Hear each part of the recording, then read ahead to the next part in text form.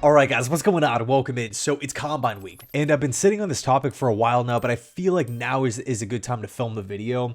It's something that Darren Mougey needs to do. He needs to do better than the previous regimes. And it's hitting on draft picks in rounds 2 through 4, those mid-round picks. That is something that the Jets, Joe Douglas, Mike McCarthy, it stretches into multiple general managers here. It is something that New York has been absolutely terrible at. Absolutely terrible. I mean, off the top of your head, Hackenberg, Amaro, Devin Smith, all these different guys, right? I mean, let's just look at Joe Douglas's second and third round picks. Misses all over the place. So he had 5 drafts total in 2020. Denzel Mims round 2, Jabari Zuniga and Ashton Davis in round 3. None of those players will be on the roster moving forward. I mean, I guess you can argue Ashton Davis might come back on a vet minimum deal, but he's definitely not a building block of this team. 2021, second round pick Elijah Moore, no third round pick. Second rounder in 2021 is off the team. That is that you just can't have that. Man, it frustrates me. 2022, Breece Hall in round 2, Jeremy Ruckert in round 3.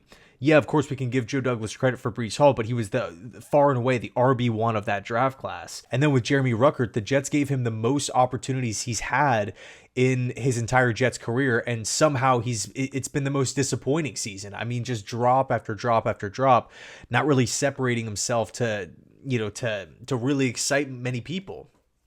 Super frustrating. Let's look ahead to 2023. Joe Tippmann, I really like that pick, but no third round pick. So tough position to be in. 2024, no second round pick because of the Aaron Rodgers trade, and then Malachi Corley in round 3, who, by the way, the Jets traded up for. We gave away an asset to move up in round 3 to take, in Joe Douglas's words, the wide receiver 4, or one of the best wide receivers in the class, to proceed to not even play him, for the offensive coaching staff to have no clue how to use him. I mean, what is this evaluation process? It's like, is there any clarity between, are the front office and the coaching staff even working together here? Like, how does that even happen? So we just scanned through 5 drafts in 2 rounds. We're not even including round 4, rounds 2 through 3. And the Jets are walking away with 2 players that are starters and 1 question mark with Malachi Corley, because I'm not giving up on Malachi Corley. At this point in time, I want to see him with a new staff. We all know how just what a mess last season was with the offensive staff in place. Now with a bunch of new faces, new voices, a new scheme, let's see if we can get Malachi Corley, get him going in the slot a little bit more or frankly a lot more this season. So again, rounds 2, rounds 3, 5 years of drafts, and we're walking away with 2 starters. That's got to change. Darren Mougey, it's got to change. And I got to say, I do feel confident in this regime's ability to actually scout players or evaluate players relative to the team that you're with, right?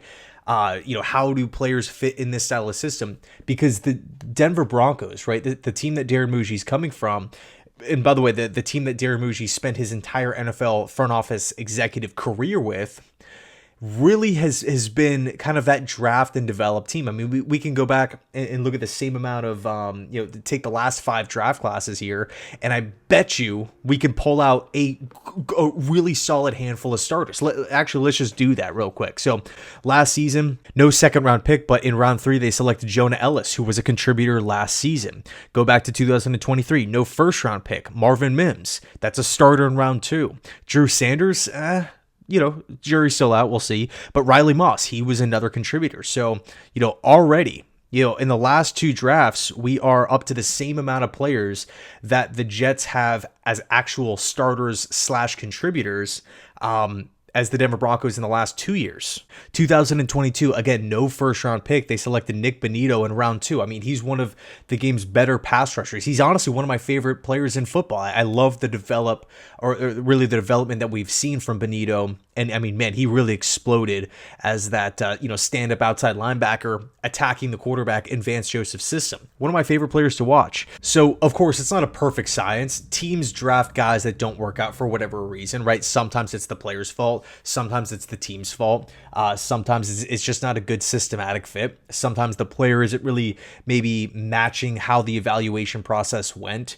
Maybe the development isn't really there. Maybe they've already reached their ceiling, or they're like 95% of the, potential that they have. They only have like a little bit of room left to grow, and that maybe was misjudged. I don't really want to talk about off-field issues, but there's a ton, maybe a coaching disagreement, right, with how to maybe use a specific player.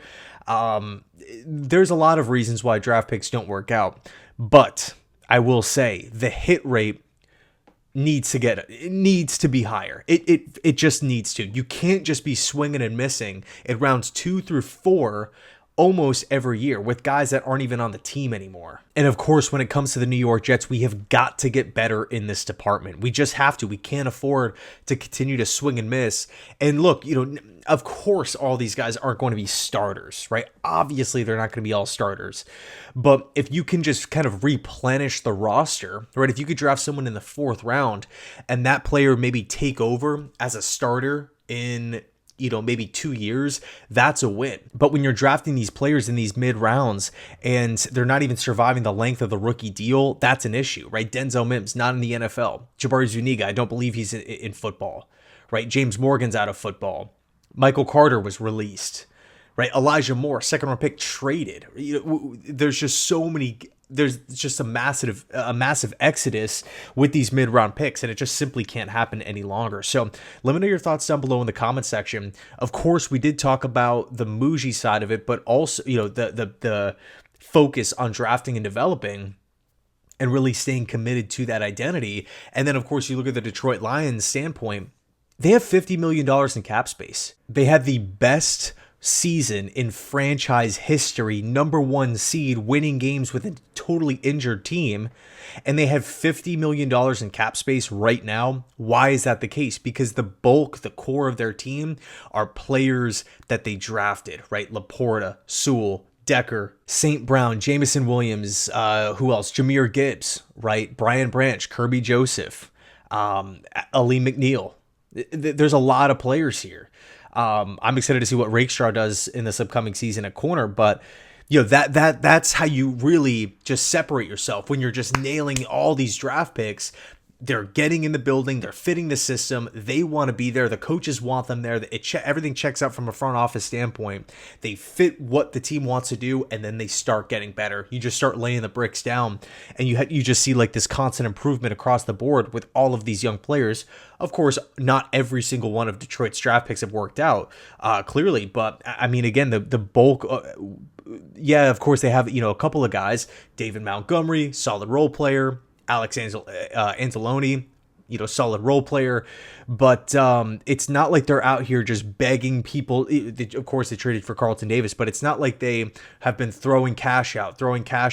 It's not like how the Jets have kind of approached it, right? Where it's just big name after big name after big name. I mean, look at a similar situation as Tennessee. L'Jarius Sneed, Cushenberry, Pollard, Calvin Ridley, right? We're going to throw money, trade picks, throw money. But really, I want the Jets to kind of get back into that draft, or really get to that draft and develop mode, because it's time tested and it works. So let me know your thoughts down below in the comment section. Thanks so much for watching. I appreciate you guys. And as always, go Jets.